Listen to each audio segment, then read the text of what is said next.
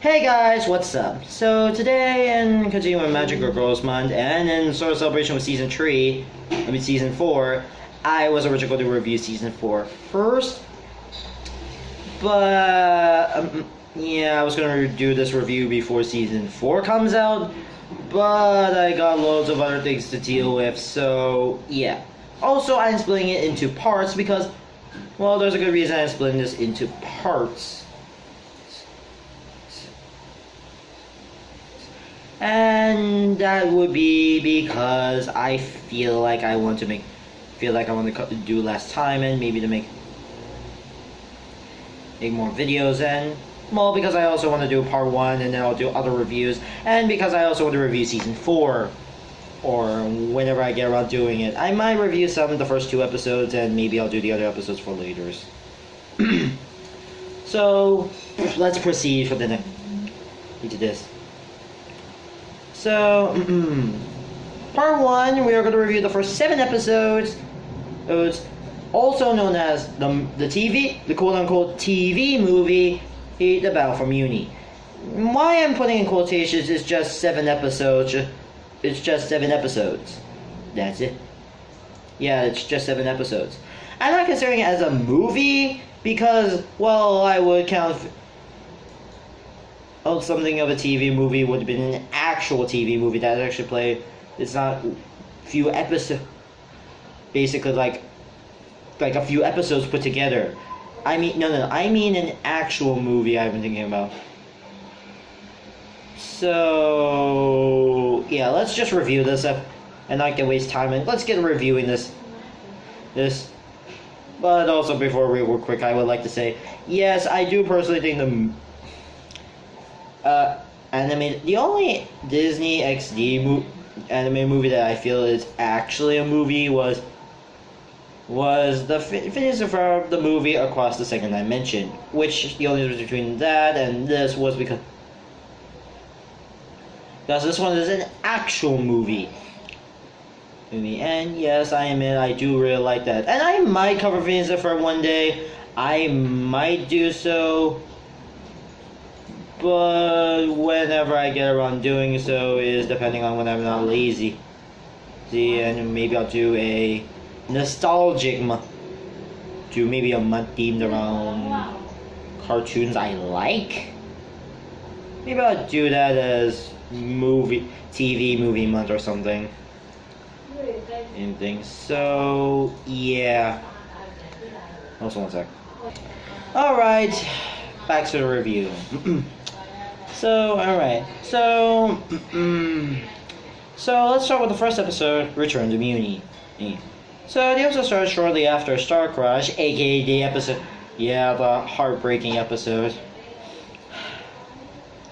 Yeah, for those wondering what happened in the ending, Moon Butterfly, no relationship to Usagi, or Princess Serenity, or Neo Queen Serenity. I'm not gonna spoil what I said the last time.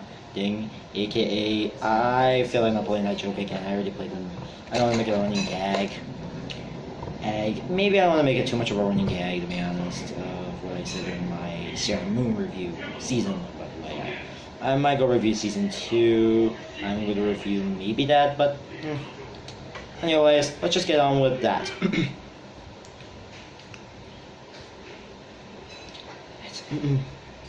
Where, yeah, Princess Butterfly took our star to come back to Mewni, and yeah, and Marco left, and it also contains the most, what I personally find was awkward yet sad ending in the show. Yeah, I admit, it was the saddest ending in the show, and to be honest.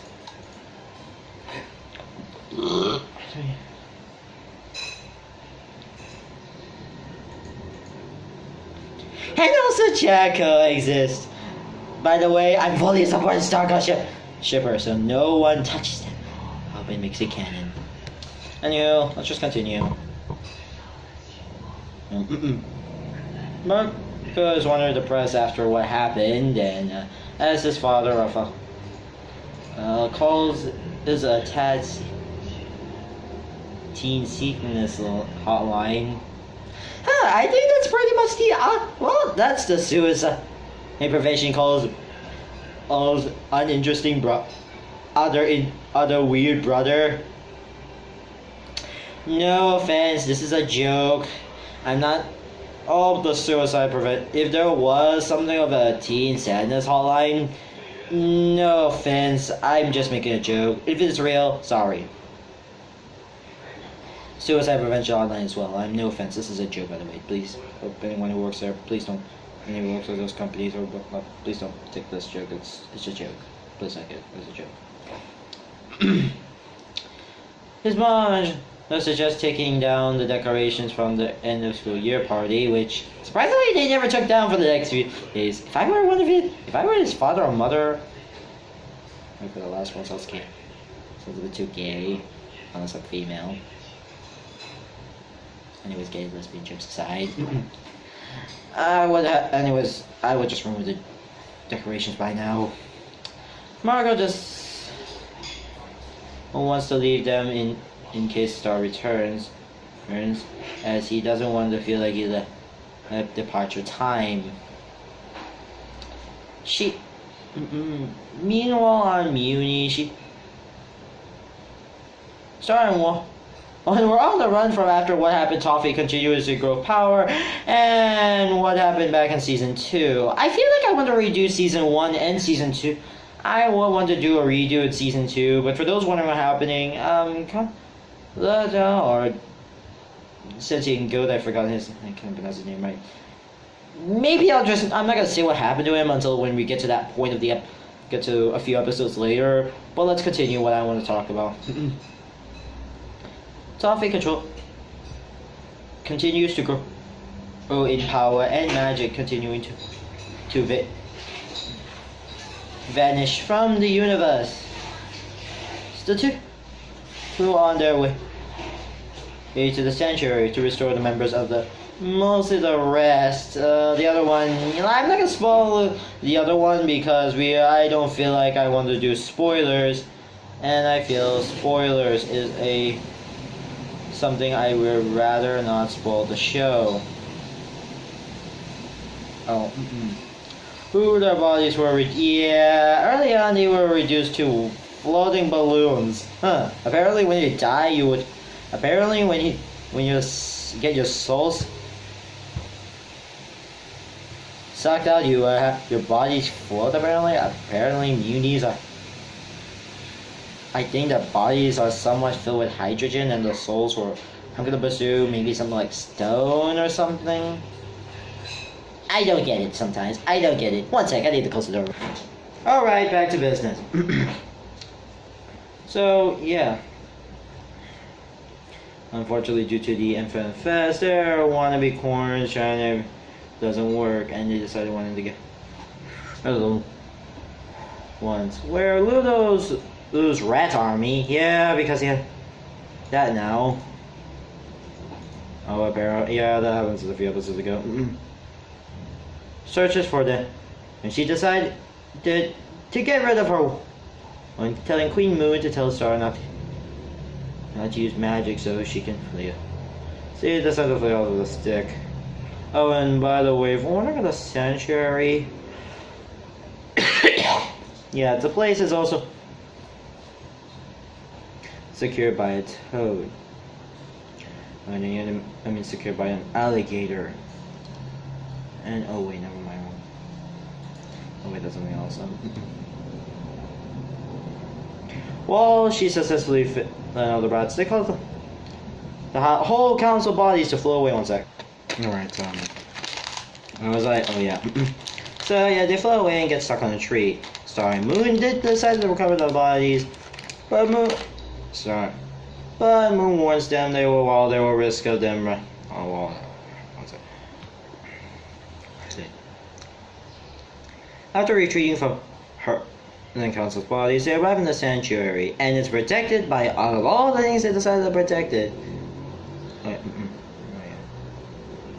Yeah, they protected by, out of all the things that their gatekeeper is, a crocodile. Yeah. Moon just basically goes like, crack, crack, crack, crack. Seriously, imagine your security being like this. Just, alright, come in the skin.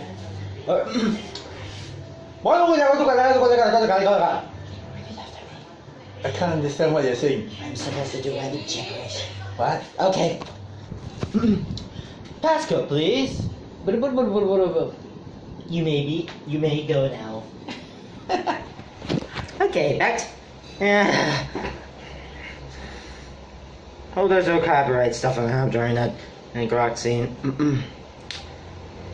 You guys, I might have some other things I was playing in the background. Well, to let him inside, and we see the sanctuary in Holsbury. They put the counselors in there, but it's me. And she pots while the moon turns over the faucet to reveal the water raw magic. Unfortunately, all the water just turns into thick black sludge. So they couldn't just revive them. So they have a backup plan by having herself and Star hide them in the sanctuary with nothing to eat but corn snacks in the vending machine. Yeah, I forgot to mention Queen Mewni in the show. Mewni in the show has a massive obsession with corn. No joke, it's corn. Everything in the show and all that is corn. Yep. Corn, corn, corn, corn, corn. Corn. No joke, it's all corns. Did they realize chocolates and other candy sweet stuff exists outside? Oh wait, that actually happens in the flashback. Never mind. Seriously, what's the immediate obsession with corn? Is it because they're a king? Oh well. Until the situation changed. Star was unhappy with the idea and wants to cover it with Toffee. But Moon says, too powerful, he wants to search for them until he recovers his lost finger. Yeah, that was also explained and foreshadowed.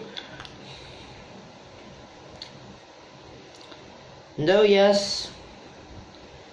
I'll talk about Queen. Maybe I'll go back to talk about the original show's Toffee, but if you're wondering, Toffee was basically Piccolo of the King Piccolo of the Service was evil, because Ludolf was something like Pippon, because as the other certain. Yep. Yeah, he ended up portraying Ludolf and everything else. And also, I forgot to mention, for everyone who ever forgot what happened, yeah, also Ludolf, and also Toffee ended up possessing Ludolf at some moments, and yeah, let's go continue the review. Sarah is about to use the one and can't find him, but saying she's defeated him once and saying she can do it again. But Moon reveals to her that Toffee and his monsters killed her mom. You know what? This is a tragic anymore. Okay, you know what? Cartoon shows does this and does the sad moments and whatnot. So, and kids shows, there's no excuse that kids shows do this stuff sometimes. So, pass. So pass on. I'm gonna pass my for kids joke. For kids joke. I will only reserve that for certain moments.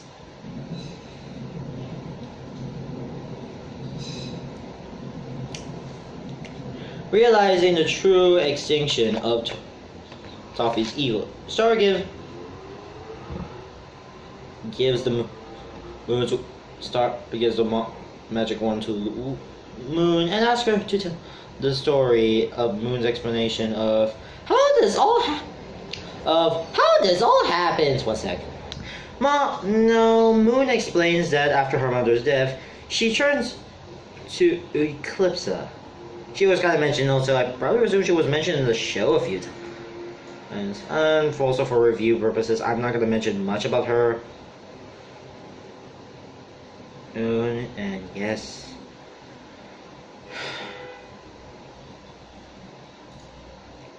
One sec. So yeah, and then she was kind of mentioned in season 2. Eclipse was mentioned that in season 2, but never Yeah, she was kind of more played some mentions in season 2, but never really played much role until season 3 came. Until until this season. So let's just continue with the review.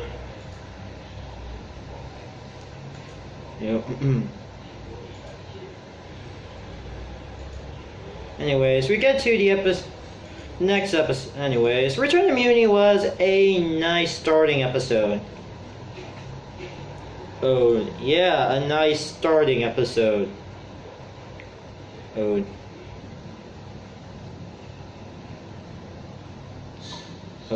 So now we're getting to a flashback episode. We get to Moon the Undangled.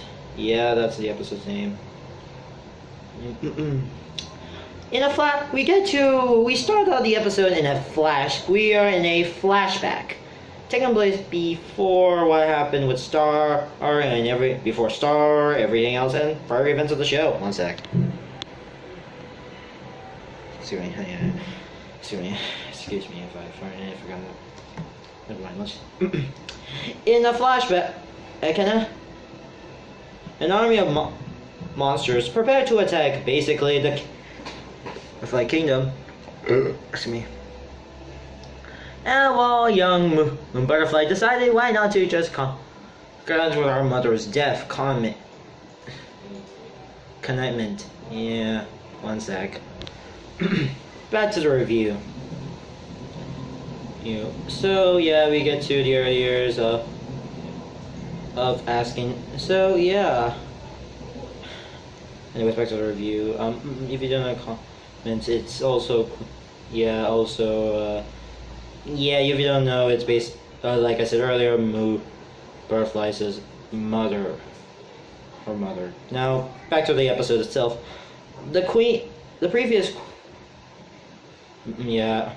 After her assassination, after the council meeting offering the consideration of the newly crowned Queen Moon is a light to the situation in the meeting room. We get to Mia Loveberry. Yeah, if you don't know who she is, she's basically the Sailor Moon wannabe. Star. Yeah, I know, you can see that she's obviously the Sailor Moon wannabe. Yeah, I admit, she's basically Sailor Moon, but when she transforms, she becomes just completely buffed.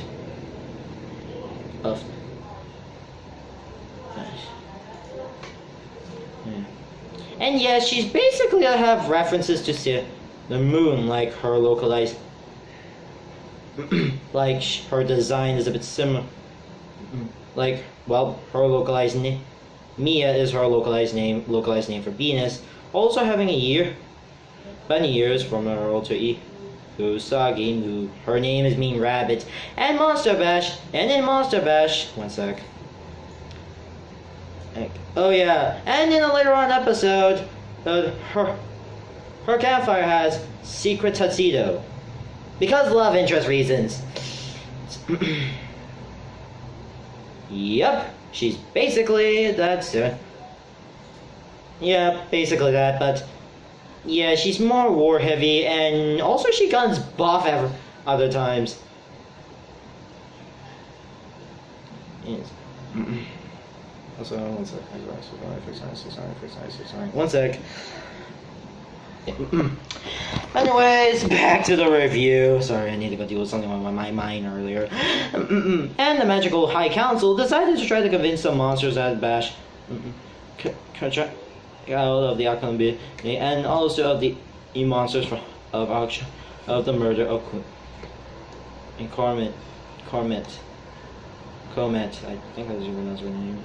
However, the engine insulted that at the end of that, signed for Peace Treaty, blah blah. Also, there's a monster simply known as the Lizard that went rogue and took out half the army of his purpose. Wow, this guy must be sort of half the badass, because he needs to take on an entire army to become fully badass. Okay, now let's continue. On one side, the cause declare war, while the other wants a peace. And we get to young River Johnson, aka Star's father. And man, when he's a lot younger, he looks like it's basically nothing. Like where he looks, I'm just here just to give you meat and just, yeah. Oop, 50th, wow. Before he became more like, let's go, Pop, I'm the successful king.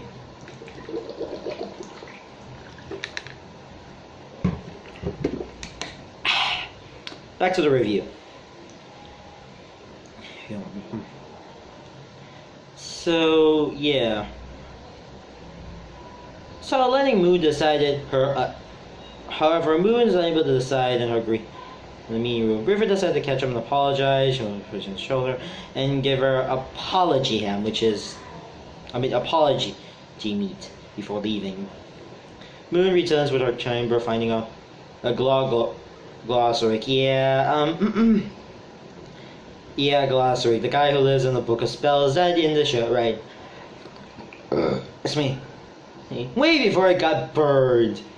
Oh, and also too, in case of future references, and if I ever do review season 2 and I forget a joke, here's this joke I want to make up in case I forget that joke.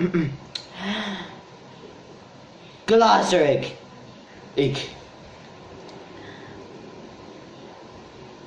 Like Glossaric, why didn't you just Glossaric just go, screw you, just go with an error comment like, screw you guys, I'm going home. That would have been a lot better if he just leaves. Izula, Shafi, or both. He can just leave. What makes him stop because he has a wand? Dude, I would just, if I were the Glossaric, I'll just go, shoo! Unless TV tropes on someone at TV trope. Let's answer that question. One sec. Yeah, I'm just looking for something real quick. Anyways, yeah, I'm gonna save this joke for a bomb. I'm gonna maybe need to save it. Yeah, in case I forget, to recap, in case I forget this joke, I would have, this is gonna be for the ending of Bonbon's birthday clown. Anyways, why didn't Glossary just go like, screw you, I'm going back to Kingdom. I'm just leaving Ludolf and Toffee. I mean, that would have saved loads of time! So, crying over is, anyways, back to it, in the Book of Spells, the thing that's before it's burned up, and like, Bossy just doesn't know what to do. Cries over Kron's death, but Moon asked about, doesn't have advice. So, he turns to the Forbidden Chapter, and of Eclipse's Forbidden Chapter. Moon goes to Rhombus, giant crystal with snake hands, and crystal to the crystal dimension. Yeah, this dimension is basically filled with frozen people, and tells him to particularly unfreeze Eclipse. After he does so, the weak and tired Eclipse decided to beg her to buy a candy bar. Sneaker parody candy bar, by the way. Okay. She puts her right a hand and completes like, yeah, basically she sees Moon's magic wand at a very young age. Eclipse, the delusion that is about the dead princess, and Moon asks Eclipse to teach her that spell that can kill something immortal. And if you're wondering, there's a difference between mortal and immortality. Mortal is where you have eternal life. Immortality is that you're unkillable. So yeah, that's pretty much the difference. Yeah, so if you want basically a better version, there's a difference. Immortal. Not to confess me, immortal. Able to live for. I live for 10,000 years, and yet no one is just bang. Yeah, that's pretty much the example. Yeah, then go with the immortality thing. Yes, immortal can be. Yeah, basically you're still immune to bullets, by the way. Still, you can be killed by bullets. So, yeah, that's pretty much that.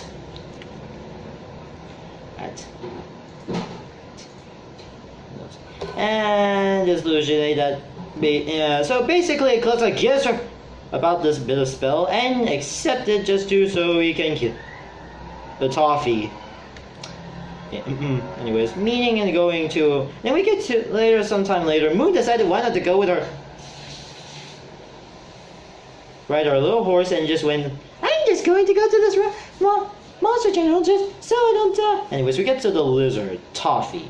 After the beforehand, and we get to several talks about leaving the monsters or else, blah blah blah. More using deadly speech, more of deadly speech and whatnot. And feels like, ha, I'm immortal. You can't kill me. I have fast regeneration. And Moon was like, hey, thanks, Phil.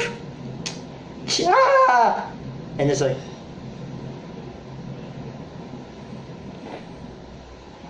Ah! Yeah, that's pretty. Yeah, able to just shoot his right hand, middle finger on his right hand, and is able to regenerate. Yeah, that's how powerful dark magic is, by the way. It's able to so far, they can prevent any healing mortals. Right? So all the monsters are like, let's just run, I don't want to get killed by forbidden spells. River congratulates Moon on driving away the monsters, but High Council comes start to use forbidden spell. Neither the last Moon to dissolve the remaining monster army and protect me as a queen. She returns to the Butterfly Kingdom and the episode ends with her Worm Kingdom bringing her to her revenge. An interesting flashback, an interesting idea of the episode is actually interesting in its flashback, and wow, it explains a bit of a lot about Moon's backstory and whatnot and everything else in the show. It's a nice little backstory and nice little continuity. So, if you have time, I recommend checking out this episode.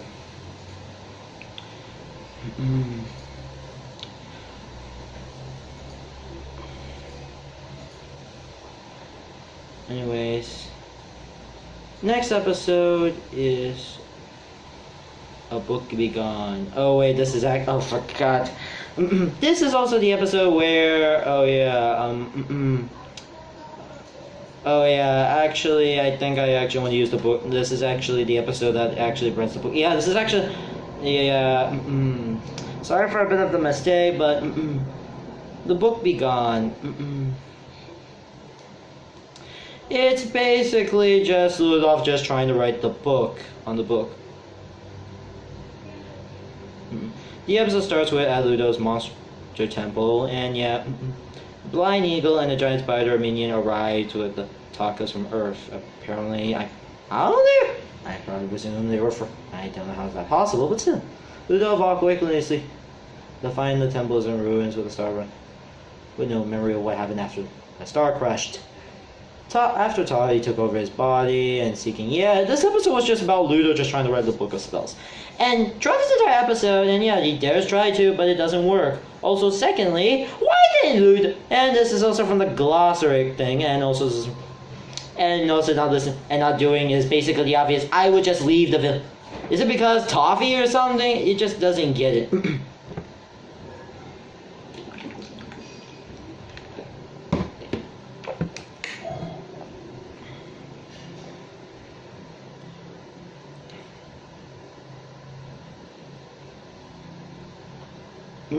Back to the review. Yeah, and like Lily using the ideas, using spells, and yeah, this episode tried to after several attempts and whatnot. And also, one sec.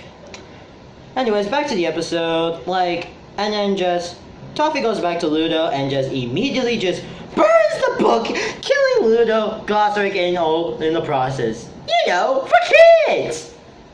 And secondly, why didn't Luke Glossaric just go like an Eric Cartman, like, screw you guys, I'm going home? Yeah, why didn't he just do that?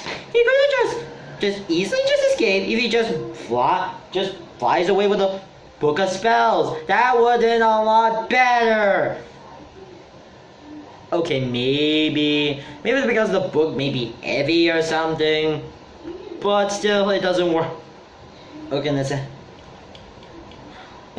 Also, by the way, I already made, and yes, I also made a quick edit from TV Trope. Yes, I did do I have a TV, I do browse TV Tropes there now, but both in and out of incognito. And I made a question on TV Trope of explaining why couldn't Ludo just why couldn't just glossary just, you know, just go with the Eric Carmen screw you guys, I go home joke. It would have been a lot better. It would have solved everything.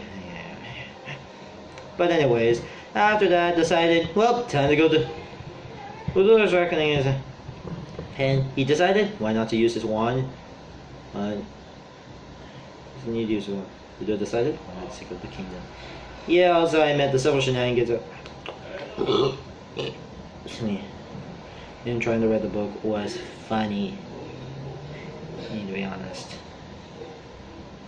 Yes. And when I met it was funny and whatnot. Overall, Book Be Gone was a funny episode. It's just, sorry, it's just that the logic of why didn't Ludo just, why didn't Glossary just fly away with the book or something? Maybe it's too small, maybe it's just maybe because I personally think it would have been gone better if he just does that. Anywho, let's continue with it. Anyways, next episode, Marco and the King. Sometime passed after Star and Moon were going on hiding. King Butterfly was like, well, I just best and bed alone. He turns up some dance music and just kicks some pumping dance party. Yeah, this is what happens when you need someone like this and you're house alone. And it's for him and his subjects. King and the citizens of party of me from sunrise to nightfall. Yeah, the next morning, seeing Moon is still gone and still doing the same thing for about, but I'm gonna say maybe 8 or 10 times. The subjects of it become bored and become tired of partying endless because he's performing morning only. Who has the one energy? Yeah, this is what happens when you bring this guy into your party. And let this guy party. Yeah. Marco using the dimensional scissors apparently, I don't know how, I assume it was left there. Yeah, I'm gonna presume it was left there. So Marco appeared on mewni to see Star and give her favorite herb cereal, which is contemplate this sugar seeds. Yeah, no, it's a basic Fruit Loop. It's basically Fruit Loops of the show. Oh, only similar, but yeah. Yeah. So yeah, apparently despite you don't. So but still, River was happy to greet Marco and ask if Star was in trouble after lifting ourselves so sudden. River, all of a sudden, Star is just fine, and her mother just left on a little trip. Yeah. Father, she's okay. Maybe to be fair, maybe a bit too concerned. River happily agrees Marco and asks if he sorry, yeah, I'm sorry, leads him to look after the castle and keep up the people motivated. However, Marco and River that the city is in a state of panic. Hey, at least your king is still here. Yeah, well. On the balcony, River addresses the people and says, with his leadership after Moon has left. People complain about how there's a large amounts of garbage. Hey, you're supposed to take care of that. The building's on fire. Okay, maybe some dragons, maybe him or anything else. Maybe if it was also his fault with dragons and everything else and whatnot. Yeah. And giant monsters incompleting with human cornfields. River decided to shout at the monsters to leave, but they didn't. River was only here because they're far away. Approaching the people's faith is even lower and concerning the king. River goes back to his council seeking his despair and admits he has no idea where, when, or when they will return. Marco tells him they cannot go home if they are, and several emotional speech unable to rule and whatnot. Marco and River and people in Mewni confront the monsters and basically tell them however, the reason the monsters are attacking out was a failure. Just basically failing to communicate actually. He drew his call to not to leave, and with that clearing out the monsters leave as he told. And people just celebrate over the victory, and River decided to run one last party in Sir Jack's honor. They cheer for his name, but unfortunately Ludo joins cheering. And the episode ends with him launching his own monster invasion on the kingdom. Marco and the King is a really nice character development for River, to be honest. It's a nice little character development, and also as well as Marco. It's a nice little episode to show maybe King's character development. And also that. I really like this episode for its character development and whatnot. So, yeah. Anyways, a good episode.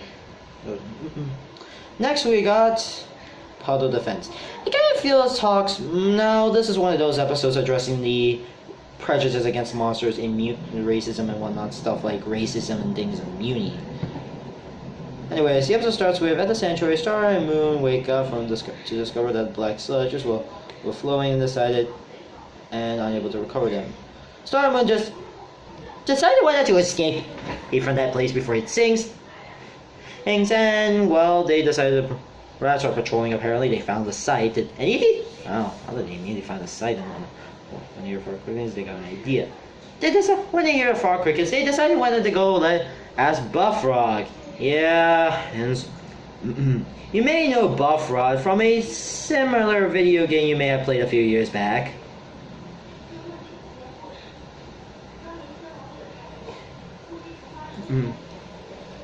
When that was relevant back in 2016, I'll give you a hint. It's a soldier who has a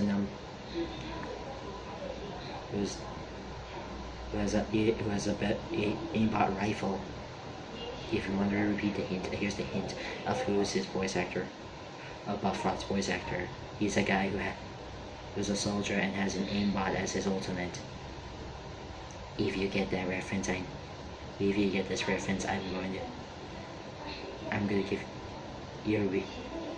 I'll be proud. By the way, that certain video game I played mostly a lot, but I stopped interest playing it because boredom. No man, personally I like to play other games. Also, it's from the same creators of Hearthstone. Also, this video game is also created by Hearthstone. You will find out who I'm referring to, by the way. Spoilers aside, where Buffer happily welcomes them, Moon was clearly unwell, dealing with us and whatnot, and everything else. And we see his tadpole children, but discuss of everything she sees and whatnot, everything else. She decided why not. Buffalo suggests passing time with board games. They decided to just look at basically parallelized versions of every other board game in existence. Wow. Yeah, basically mewni versions of board games.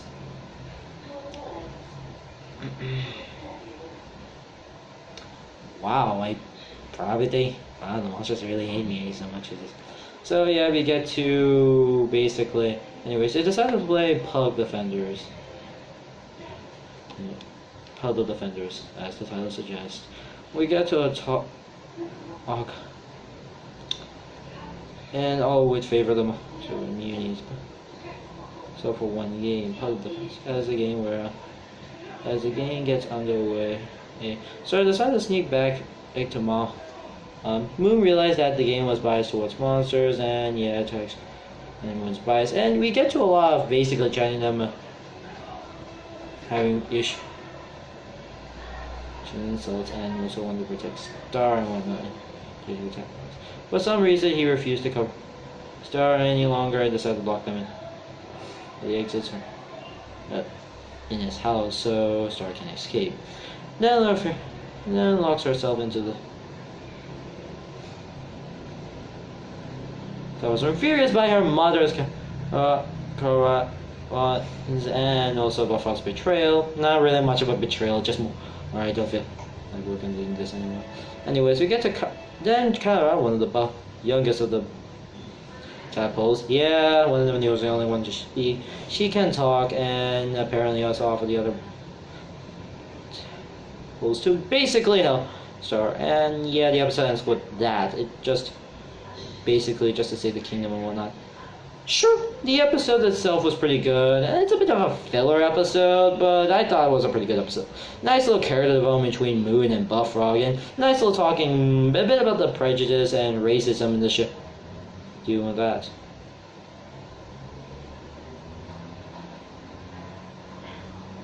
And this is the last episode that could show.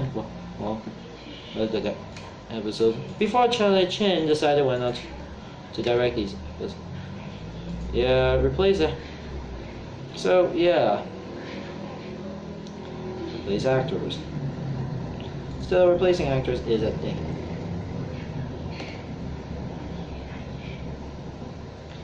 Yeah, I don't know what he did after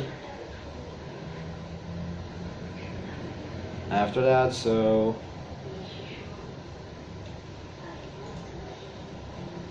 yeah. Yeah, and Tyler Chen also did do the current.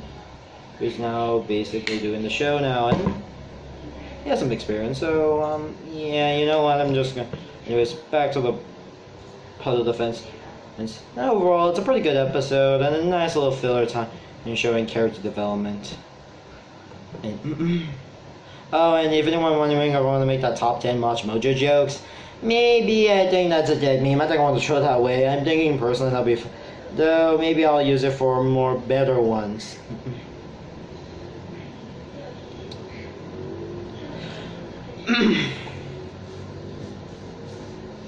So the next episode, King Ludo. At the end of Butterfly Kingdom, Ludo and his minions are removed with every trace of Butterfly family. Yeah.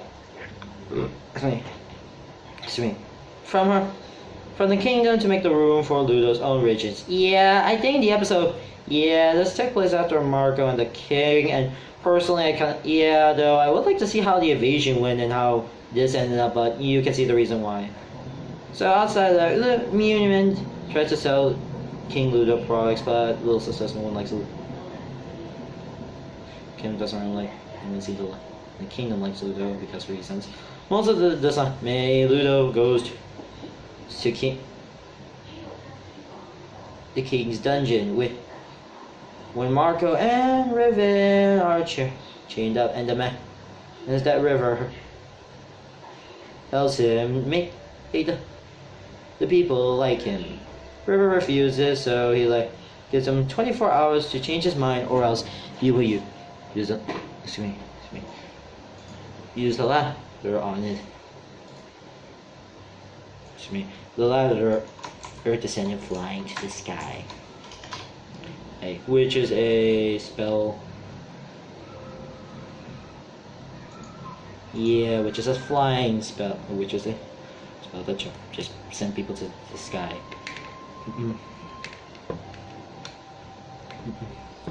Sending him into the sky forever. I don't know how is that possible because I know it's magic and I don't think it will last long because of weight. Sorry, it's just sometimes the logic just getting into this to my mind sometimes. After securing the dodgy key to around his neck, he has to use his butlers to fit on his large head. Ludo leaves. Ludo accidentally leaves the butler behind and grabs the food pretty much. And forced to try to escape the key, but Marco tries to force this. So yeah, chain before River can do the same thing to eat the butler. So Marco is forced to steal Ludo's key to free him. As Marco escapes through the air container, veins to the bedroom. We see you see Rod Riot, aka the guy who voiced the character who voiced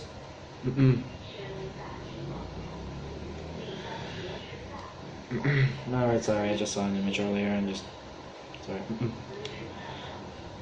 So yeah, you may know though it's Patrick, though voiced by Patrick Stump. Yeah, he first appeared in the episode Face the Music, and also because he's also voiced by Patrick Stump, the guy who is from the Fall Out Boys, who is the Fall Out Boys lead vocalist. By the way, a Fall Out Boys is spelled out with of and out separately. By the way, yeah, if you're interested, yeah. Please note I have no experience, haven't listened to much of Fall Out Boy songs. No, I do not do stuff like this. So mainly because I'm not really into Fall Out Boys and because I'm not into music genre, I do have a different taste in music sometimes. We get to Full Duke, yeah, because what? Who's now? Full Duke, because why not make it? Though I do find personally it just kind of feel a bit odd. Oh, and you may know her voice and her voice actor is basically that girl who did Buttercup in the recent 2016 reboot of Papa Girls. Hint for what I'll be doing for the next Magical Girls review.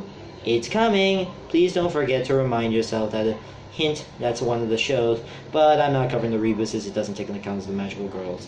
Hint, it's one hint, it's an anime. Hey.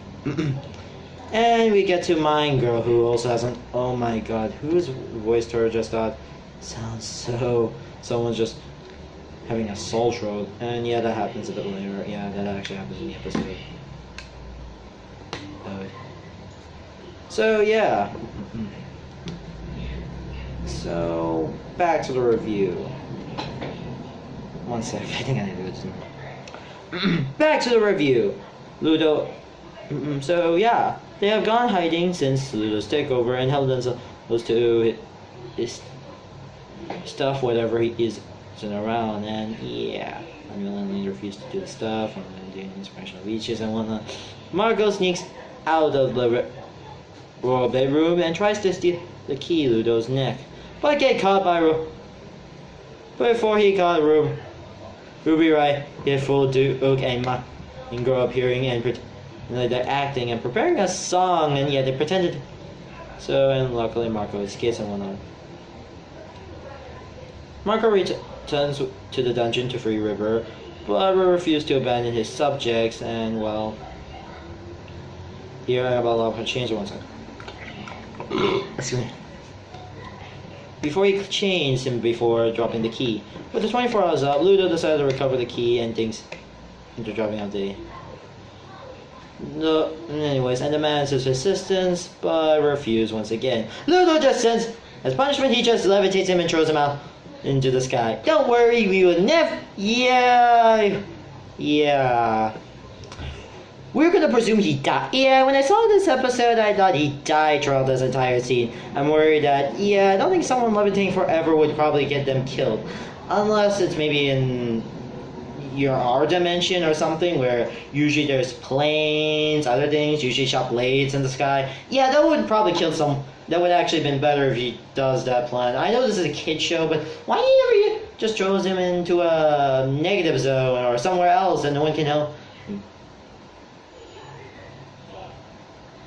Anyways, episode ends with him and witnesses in this from the sewers, bro.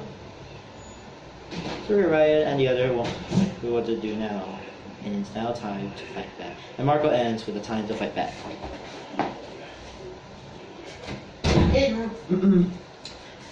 Good.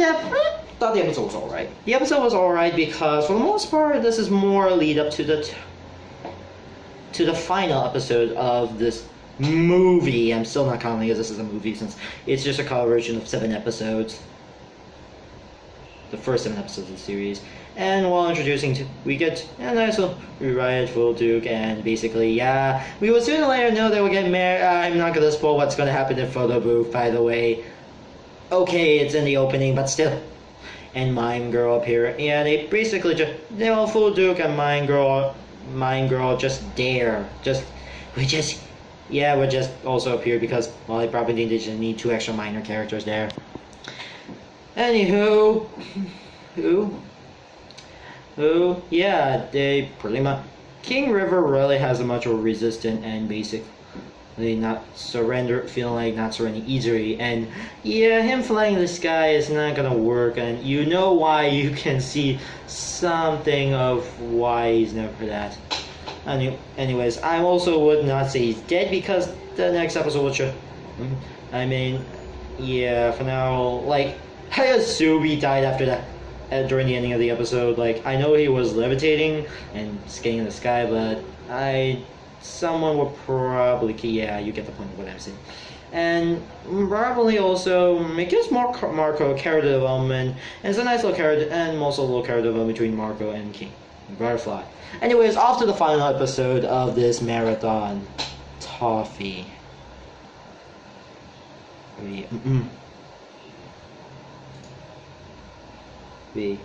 So sometime after we get to a quick little song and singing the recap of what happened last episode, of what happened in the end of last episode. By the time Ludo assisted control, and the people worshipping on the way to the throne, and Ludo getting ambushed by a person in a rat costume. Boom. The person that reveals to be themselves to be Star Butterfly this whole time, who demands to know what happened, where's our father and whatnot. However, she was quickly get by Ludo Spider. And following his orders, Ludo decided to imprison, as in the carried it away to the dungeon. She warns Ludo that Toffee is controlling him through the wand, through his wand. After imprisoning in the dungeon, another person in a rat costume, not Star this time, knocks the rat guard, and the person enters there. It reveals themselves to be Marco, as Star much as display, and we get to a nice little Starco moment. Yes, and like I said earlier, I'm a full Starco shipper. I do not agree with other shippings, by the way.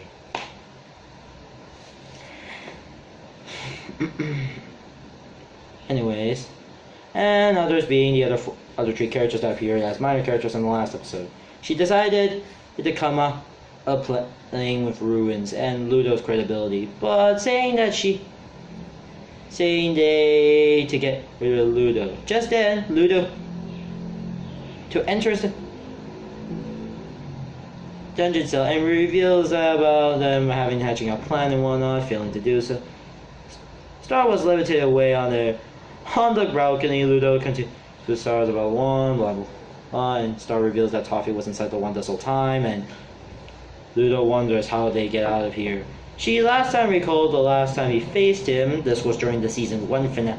This was during season 1's finale, and it's a little recall back to that episode, to that season 1 finale, and comes up with an idea to take over to Ludo by handing over to Star and crying in the whispering spell. Meanwhile, Buffalo and Moon appears, breaking a Marco, and then leaving the rest of the 3 other minor characters. Don't worry, they'll still be alive for it because further proof exists. Further proof kind of confirms they are not dead after that. I probably they released sometime after the episode ended, or movie, but still. Buffalo carries the other 3 to the balcony, and just to 1 Star and Ludo are on the way. And Moon realizes she still wishing spell. She had to get away. But it's too late. Just like in what happened in Storm, the season 1 finale, Storm the Castle, the fragment, and the wand is Ludo's hand beginning to release magic and it explode. Reduced to basically pink. Seeing it part of the castle to the cast. Before Buffalo carries Marco and Moon down to the center. They just got for that Ludo's body with pink eyes apparently. He appears flowing in the full black sledge. Oh yeah. Oh yeah, I'll do it with that. With a bit of gold over there, and hearing the voice coming out of Luda's mouth when she speaks. And yeah, we get to really a connection between Star and the love when she broke up. A lot of things and of weird stuff appears with corrupted magic. It was got to be the bit of the scariest yet wow, drilling moments out of this one. Besides, I suppose that her death, Moon lose her temper, and everything else. Yeah, I mean, that's true. Yeah. Meanwhile, this was during meanwhile area. Everything else was to cast start magic spell again, but the star has no effect because the magic spell is gone, and well, the effect. But there's no effect. Marco decided what punch his toffee to the chest because of of Star's death because the Star's death, but just instantly just regenerates. It's back in the pool of excellent. She swims, discovering the one last piece of untouched magic, and decided why not to take the fragrance and whatnot, ditching the last sorrows. The room goes pitch black square. She wakes up to find Gloss making stew within a cabbage. In this place, that even Glossary doesn't know. Star believes she's dead, since there was no her in our situation. Decided why not to go with the stew and decided why not to go in straight put in his hands to just dip his hands into the last piece of magic, and while gaining her inner magic and around creating another mill house. Back at the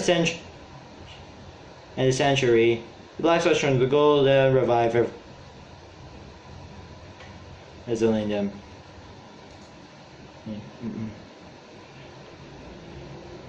One sec, I need to. Where was I? Oh yeah. So yeah, pretty much after that, all the new magic. The council's body was just and well, basically the Star Queen's moon's one ray is the sky bursting into pieces and reforming to a new brand new magic. It just reforms to a new one. And now let me explain the first two seasons design. I admit the first season's design is a bit basic with a more star in the middle and hearts in there, and I do really like the wings and whatnot. It's a very simple design. Season 2 was slightly upgraded, but having to have the piece missing. I mean, I do really like the wings and whatnot, and having the half piece missing. And during Season 3, it decided to more represent more Star's design. Well, this one is basically Season 3's one is basically where she decided why not to go with basically more design after Star. With the heart, more of the wings with the devil horns on her that Star usually wears. There's a lot in the show, and the heart piece in below. And I admit, I do really also like this design. The design of that. So yeah, I do like the Season 3 design. Fun fact: originally the Season 3 design was they were going with a massive wing design as well as a massive star with a crown on it, but decided wanted to go with more of Star's design. Yeah, but they decided to go with Star's design. So yeah, it's mostly that design, and I admit I do really like all their designs. Though if you wonder where they came from and where they're based on, I feel like I want to spoil it because I want to use it for a later thing for what's going to happen later after. And basically, a season late for next review. Yeah, for whenever I get there. Mostly, I'm also going to cover other reviews later. In the meantime, I might also cover other stuff I want to review. So, yeah. At the anyways, it attains a new mewni form. Yes, decided wanted to attain a new mewni form and basically go like just straight up. Anyways, we get to a completely one-sided fight, but I'll take this one. I'll cut some slack with this one-sided fight. At least it's enjoyable. Anyways, Moonberry form with 6 golden arms and bright golden wings and whatnot. I mean, that's kind of basically looking like the direct OP design in existence. Yeah, that looks like the OPest design in existence. Yeah, her first uniform was basically more purple and going with a more lovesick theme. But in here, it just became a matte golden form. And just completely shot, and then completely just go, oh, one-shot toffee. No joke, you just go, chia! Yeah, like literally, just make it, and just toffee's remain. Anyways, toffee remained in goo, like, and crawls that, well, thinking he still won. And then Ludo just finishes it off by dropping a giant stone pillar on him. Let me go use that joke right now. This is how you use the joke, by the way. You know, for kids. Oh, okay, I'll try the walk out. You know, for kids. Yep, because wine. Yep. So yeah, I presume Toffee is dead by now after this. So yeah, he's dead already. As Star, Marco, and Buffrog wonders if Toffee is truly destroyed, Queen feels the pain from the blood veins and her arms are run off. It implies that he's dead. Recalling dealing with Eclipsa and asks Ludo the Star to basically use the Dimensional Sisters and just throw him into the void again, leaving his eagle and spider free. Even wondering, you can look up the backstory on one. I don't get this scene. Why couldn't he just bring his spider and eagle? It would have been a lot better and it would make him less insane, feel like someone to talk to or something, and everything else. It would be a lot better if he just does that. And also throws in a bag of gold and chips. Gold and crisp. And wishes him good luck. All the people that Ludo sends away with. But turns out, okay, all the things that levitate Ludo are sent away with levitation. Then we see King River returning with a bunch of eagles and making them their king. I don't know what happened, but I would personally like a episode focused on that. I would like a personal backstory of how King River managed to become king with the eagles. I would like a personal episode. I hope they make an episode about it. I hope season 4 does that. Please. That would be a great backstory. Like, they never explained much about it in the show other than that. Yeah, they never mentioned much of the eagles from this to the finale. And the finale, they never really tell much. And the finale, despite having the eagles there, I kind of wish there would be a backstory about how the King River, basically, how the eagles declare King River as their king of eagles. I would like a backstory about it. One sec. With that out of the way, let's continue. One sec. With that out of the way, let me finish up with. Let me just give. So yeah, pretty much that. So yeah, King River asks where's Moon, but she ultimately disappears, and this episode and movie ends. And Moo's race back. She goes up prison chain, revealing the belief that she's still in prison. However, when Moon walks away, goes to prison, just starts crying. Yeah, I forgot. Oh, sorry. Hey, Mom. Please don't. Can you please knock when I'm in case? Overall, this Toffee is pretty good and an epic finale to them, and a nice little end to this sort of movie. And I do really like the character development. I like the action. I like everything. I really like the new wand reveal and everything, and it's pretty epic. Overall, the battle for mewni is pretty good. Good.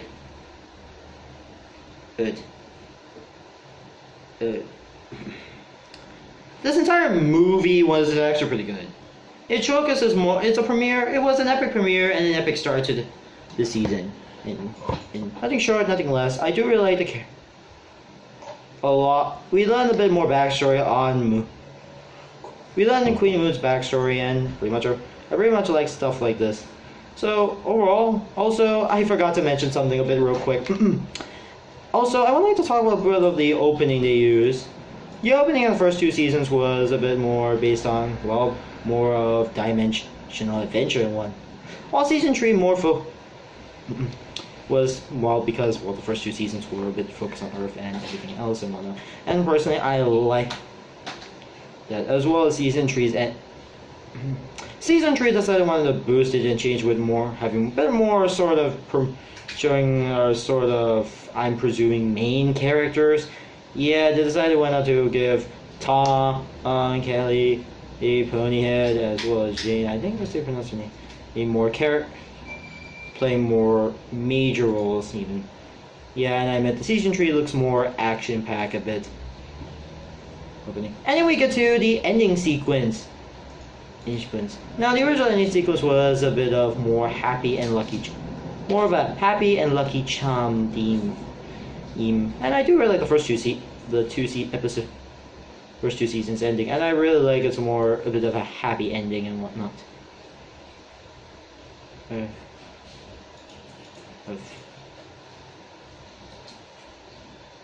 Then we get to Shining Star, which sounds more anime, which basically sounds more of a neutral and anime-like feel, and I really like it. And it shows Star basically standing in the Butterfly Kingdom, just watching the sunset.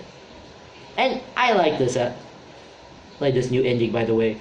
And yeah, I admit I like both endings of the show. But by the way, so yeah. So yeah.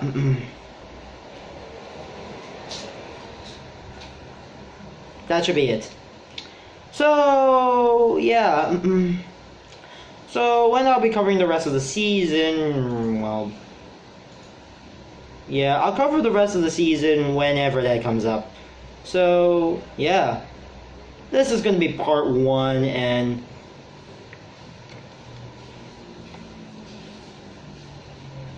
yeah, this is going to be part 1. The other parts are going to be covering maybe a little more episodes or something, or I give mostly a bit of my short summaries of what I think of certain episodes. Notes.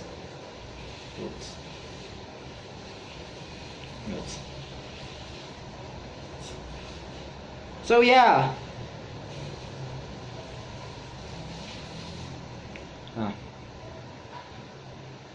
That should be it for this season, and yeah. One sec. Excuse me.